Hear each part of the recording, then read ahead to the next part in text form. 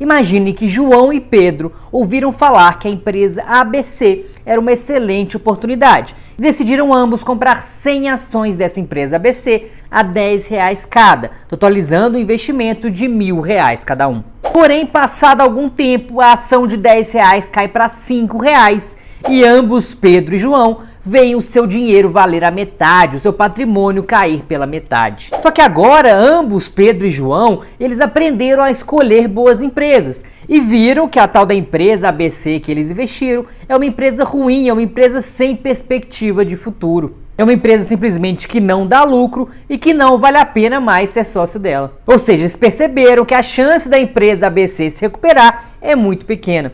Porém, ambos, Pedro e João, decidiram adotar estratégias diferentes com relação a esse prejuízo. João decidiu esperar empatar, decidiu esperar as ações que agora estão em R$5 voltarem para R$10, para ele então, pelo menos, recuperar o prejuízo do que ele investiu, para assim vender a empresa e ficar livre daquela jossa. Já Pedro resolveu vender a empresa ABC e simplesmente comprar com esses R$500 que ele tem agora outra empresa, uma empresa boa, a empresa XYZ. E ele foi lá e comprou 10 ações a R$50 cada dessa empresa boa XYZ. Agora, passado algum tempo, quem você acha que tem maior probabilidade de recuperar o dinheiro investido? Quem você acha que vai ter mais próximo dos R$1.000 iniciais? Será João, que tinha R$500 numa empresa ruim? Ou será Pedro, que agora tem R$500 numa empresa boa? É bem mais provável que a empresa XYZ de Pedro, que é uma empresa boa, venha se a valorizar mais do que a empresa ABC ruim de João. De maneira que os R$500 de Pedro provavelmente vão multiplicar muito mais do que os R$500 de João. E aqui vai o primeiro motivo para você vender uma ação. Você descobrir que fez uma escolha ruim no passado e que a empresa que você tem o seu dinheiro é uma empresa ruim, sem perspectiva de crescimento e lucro. Só que é muito difícil fazer isso. É muito difícil aceitar que erramos e aceitar vender uma ação com prejuízo. Por exemplo, você que está vendo esse vídeo, você já investiu em alguma empresa, está tendo prejuízo, mas está esperando empatar para vender? Já me conta aqui nos comentários. Emocionalmente, temos a tendência, quando estamos com prejuízo em alguma ação, a simplesmente esperar empatar. Ou seja, quando compramos algo sem estudar e essa empresa cai de preço, nós simplesmente esperamos que a ação vai se valorizar novamente. No mínimo até aquele patamar inicial que você comprou, para aí sim você poder vender e pelo menos ficar tranquilo que não teve prejuízo. Ou pior, tem gente que faz pior, tem gente que faz o quê? Compra mais dessa empresa quando ela está caindo, com aquela desculpa clássica de diminuir o preço médio. Listen, I have a fabulous idea. Só que pensa comigo, se a empresa é ruim, a tendência é que você continue diminuindo esse preço médio para sempre. Só que não é bom isso, é ruim, porque a empresa é ruim, ela tende a cair cada vez mais. Justamente porque no médio prazo, os preços, a cotação, tende a seguir o quanto uma empresa é boa ou não. Então, se a empresa é boa e dá lucro, as ações, as cotações, os preços tendem a subir. Agora, você comprar mais de uma empresa ruim porque o preço caiu, não faz nenhum sentido, porque a tendência é os preços continuarem caindo. Afinal, a empresa não dá lucro, a empresa é ruim, só tem prejuízo, e a tendência de empresas com prejuízo é simplesmente caírem mais e mais. É verdade. Então perceba que não faz sentido, se eu descobrir que eu estou numa empresa ruim, de simplesmente esperar empatar para poder sair dela. Isso porque é muito mais fácil uma empresa boa continuar boa do que uma empresa ruim ficar boa. Ou seja, no nosso exemplo lá de João e Pedro, é muito mais fácil a empresa XYZ de Pedro, que é uma empresa boa, ela valorizar, ela crescer de tamanho e dar mais lucro para o investidor, do que a empresa ABC de João. Porque uma empresa ruim é mais difícil de ficar boa e uma empresa boa é mais fácil de continuar boa. Até que faz sentido.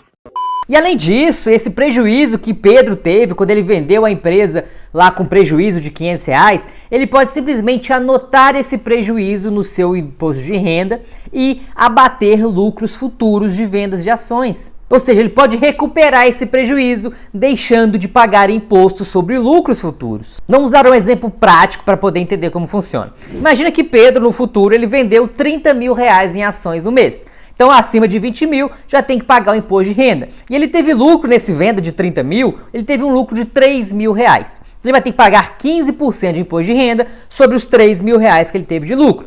15% de 3 mil vai dar ali R$450 que ele tem que pagar de imposto de renda. Pedro registrou aquele prejuízo da empresa ruim ABC lá atrás e agora ele simplesmente pode abater esse prejuízo em cima desse lucro que ele tem agora, esse lucro tributável. Então ele deveria pagar R$450 de imposto de renda, mas ele tem 500 para bater, então ele não paga nada de imposto de renda e ainda fica com um saldo de R$50 para bater mais algum lucro no futuro. Ou seja, Pedro, além de estar agora em empresas boas, valorizando o seu patrimônio, ainda recuperou aquele prejuízo lá atrás com o lucro que ele teve aqui na frente. E no final das contas, então, o que importa é você entender como funciona o mercado e os investimentos. Entender que ações são empresas e o que importa de verdade são investir em empresas boas, empresas lucrativas. E não simplesmente ficar acompanhando o preço, sobe e desce, e decidir investir ou não numa empresa com base simplesmente no preço. E é muito difícil isso porque a gente cresceu ouvindo que investir em ações era o quê? Comprar barato e vender caro e assim você fazer lucro. Quem aqui aprendeu que investir em ações era isso? Já deixa aqui nos comentários que eu quero saber. Porém, uma ação nada mais é do que a representatividade de uma empresa que está listada na Bolsa de Valores. E você, quando compra uma ação,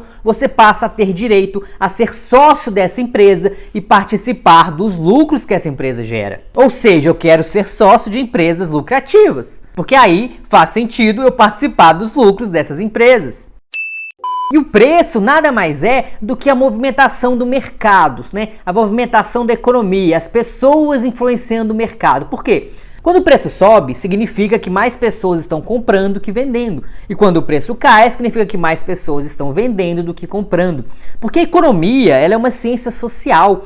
Ela demanda do comportamento humano, ela envolve o comportamento humano. Não é uma ciência exata como a maioria pensa. Eu mesmo, quando fiz vestibular para engenharia lá no passado, quando fui marcar o xizinho lá do vestibular, a engenharia não tava, a economia, na verdade, não estava perto de engenharia lá, matemática, nas ciências exatas. Estava na humana, junto com filosofia, com histórias, nas ciências humanas, nas ciências sociais. Ou seja, a economia é uma ciência social. E os preços variam aleatoriamente com base nas pessoas. Só que no médio prazo, o preço, a economia de maneira geral, a tendência é que ela siga os lucros. Porque as pessoas vão se dar conta cedo ou tarde de que as empresas lucrativas crescem mais e faz muito mais sentido. Então, na verdade, a cotação no médio e longo prazo, ela vai seguir o lucro. Então você, ao investir numa empresa, não tem que observar o preço, está caindo ou subindo, não importa, porque o preço caindo ou subindo é simplesmente o comportamento social das pessoas. O que importa é se a empresa é boa e a perspectiva no médio e longo prazo é dela continuar boa e gerando lucros para os acionistas, como você que comprou a empresa. Porque independente do que acontece com o preço cair lá 5%, a empresa vai continuar produzindo, gerando valor, gerando lucro da mesma maneira. Imagina você que trabalha numa grande empresa listada na bolsa aí, seja na Vale, seja na VEG, na B3, sei lá, qualquer dessas empresas que está na bolsa. Se a ação cai 1%, ou sobe 1%, ou 2% ou 5%, você muda o seu trabalho, você faz o trabalho diferente, passa a gerar menos valor por causa disso? Não, de maneira alguma, você continua gerando o mesmo valor, você continua trabalhando normal. Ou seja, a empresa continua gerando valor e continua gerando lucro, independente do preço ter caído ou não.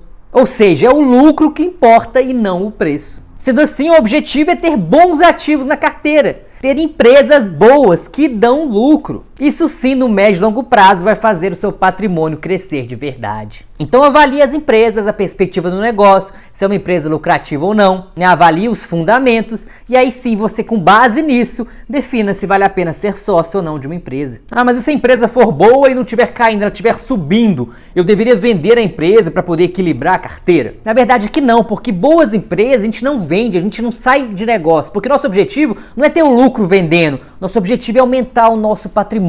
Porque não adianta nada eu ter o lucro e vou colocar em quê? Colocar numa empresa ruim? Não, vou colocar em outra empresa boa, mas se aí já estava numa empresa boa, então não tem necessidade de eu vender. Eu tenho necessidade o quê? O que eu quero? Eu quero aumentar o meu patrimônio. Meu patrimônio está em ações, está em fundos, está em imóveis, está em renda fixa, está das mais diversas maneiras. Nosso objetivo não é ter o lucro e fazer o quê com esse lucro? Colocar no bolso, colocar na poupança, debaixo do colchão? Não, nosso objetivo é aumentar o nosso patrimônio, então boas empresas eu continuo com elas. Eu simplesmente talvez possa parar de comprar uma empresa que subiu muito e passar a comprar uma outra boa empresa que eu avaliei, que por um momento, por uma situação econômica ou da economia das pessoas estarem julgando essa empresa errado, simplesmente ela está com um preço mais descontado. Então se a empresa for boa e estiver caindo os preços, ótimo, talvez seja uma oportunidade interessante de você aumentar a sua posição nessa empresa, ou seja, comprar uma boa empresa a um bom preço. Nice.